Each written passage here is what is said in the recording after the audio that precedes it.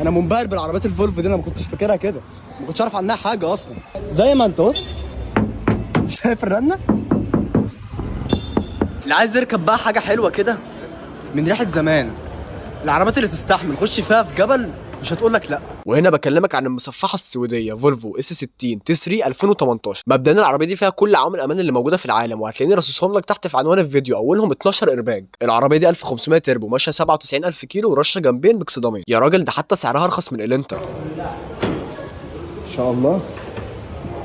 كراسي كهرباء كلها، راجل بيقول دي الشنطه.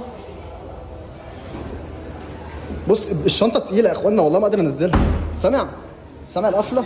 اسمع التكه بقى. بص الباب محمل ازاي ما شاء الله. بص الباب قد ايه. بص اسمع. بص اوريكم العزل بقى. انا هقفل الباب. بص مفيش اي حاجه، اوضه نوم ما شاء الله عليها. حط المفتاح. انا مش هدور، انا هديكم بس ايه تاني تكه نشوف بس الدنيا بتقول ايه.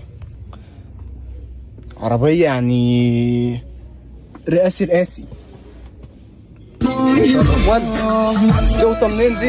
وقفوا يا مدحت، وقفوا. حالتها نضيفه جدا. فاللي عايز العربيه هسيب لكم الرقم هنا اهوت، ده رقم انا، يخش يكلمني واقول له التفاصيل كلها. ربنا يبارك لصاحب النصيب.